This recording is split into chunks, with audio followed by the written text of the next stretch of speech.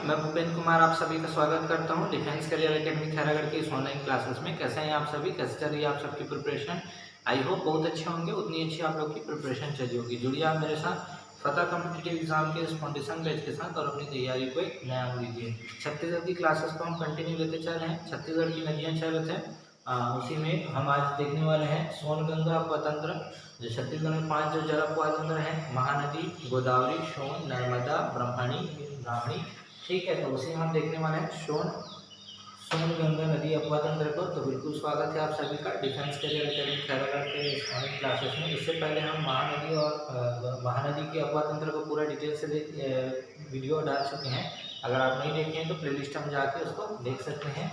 ठीक है, सोनगंगा नदी अपतंत्र को तो बिल्कुल स्वागत है आप सभी का डिफेंस करियर एकेडमी खैरागढ़ के ऑनलाइन क्लासेस में। हम सोन नदी है ना, सोनगंगा नदी अपतंत्र, सोनगंगा ड्रेनेज सिस्टम, अब इनके बारे में देख रहे हैं। तो छत्तीसगढ़ के उत्तर भाग का ढाल जो है उत्तर की ओर होने के कारण जो उत्तर छत्तीसगढ़ की जो नदियां हैं वो कहाँ ऊपर की ओर प्रवाहित होती है। छत्तीसगढ़ के मैप में देखेंगे तो छत्तीसगढ़ का उत्तर वाला हिस्सा है।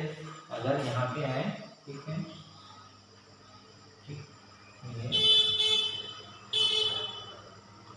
ये ऊपर वाला हिस्सा आ जाएगा तो इसका सोनगंगा नदी अपतंत्र का। ठीक है, तो यही बोला है छत्तीसगढ़ के उत्तर भाग का ढाल उत्तर की ओर होने के कारण उत्तर छत्तीसगढ़ की नदियां ऊपर की ओर प्रवाहित होती है और छत्तीसगढ़ के उत्तरी भाग में सोन नदी अपतंत्र पाया जाता है।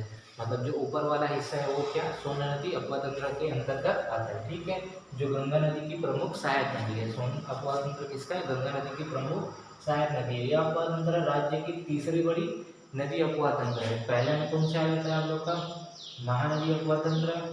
सेकेंड आ जाता है कौन सा? गोदावरी अपतंत्र। और तीसरा आ जाएगा तीसरी बड़ी में सोन नदी अपतंत्र। कितना? 30.63% के साथ ये जल धारण करती है। ठीक है, और जो वर्ग किलोमीटर में कितना 18.78 हजार वर्ग किलोमीटर में 1000 वर्ग किलोमीटर में फैला हुआ है। ठीक है, सोन नदी को ही संस्कृत शैली में क्या बोला गया है? हिरण्यबाहु नदी कहा जाता है। ठीक है, अब आते हैं सोन नदी। तो सोन नदी का जो उद्गम है सोनमुड़ा अमरकंटक से, ये दिख रहा है आप लोग का सोन नदी। तो सोन नदी का जो उद्गम है कहाँ से हुआ है? सोनमुड़ा अमरकंटक से।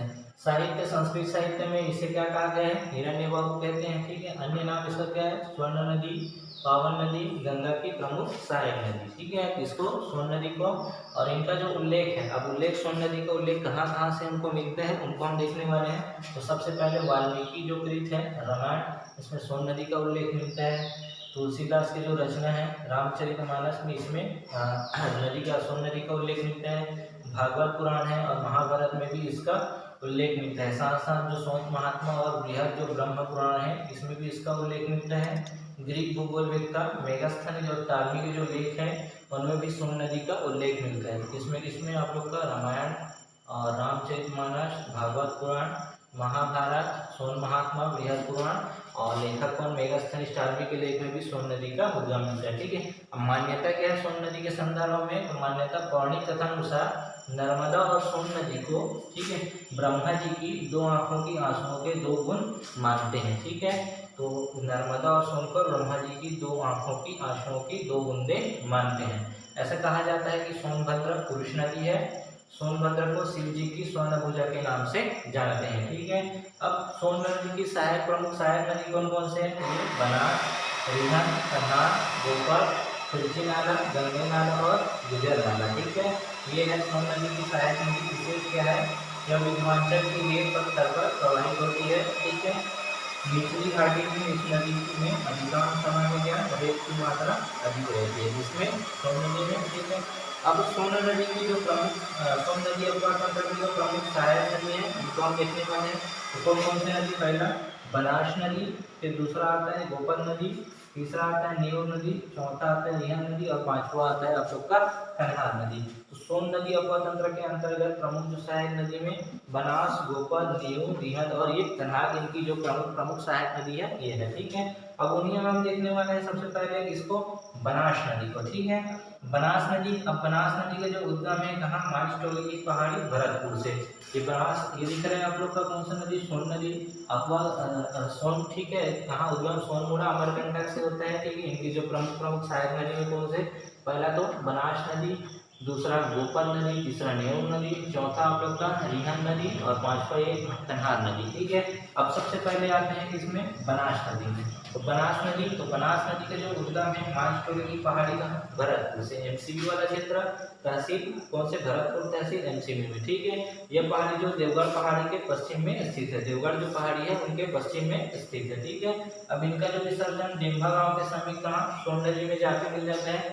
तो जो बनास नदी है वो कहाँ, सोन नदी में जाके मिल जाएगा, शहडोल। ठीक है, डेम्भा गांव के समीप शहडोल। ठीक है, सोन नदी में। और इसमें कौन से जलप्रपात बनता है, रामदा जलप्रपात बनता है। सोन नदी में कौन से जलप्रपात, रामदा जलप्रपात। प्रवाह इनके क्षेत्र कहाँ, मनेन्द्रगढ़, चिरमिरी, भरतपुर और शहडोल जिले की सीमा पार। ठीक है, सहायक जो इनकी सोन नदी की बनास की सहायक नदी में कौन कौन से, बाईं ओर से है गोहिरादी, उदारी और ये झंपर, इनके बाईं ओर से सहायक है। और दाईं ओर से सहायक है कौन, रंपा, मुआवी और ये कुरमान। तो ये है सहायक नदी किसकी, बनास की सहायक नदी। सबसे पहले अगर मैं रिपीट करूँ फिर से, तो हम पढ़ रहे हैं सोनगंगा अपवाह तंत्र।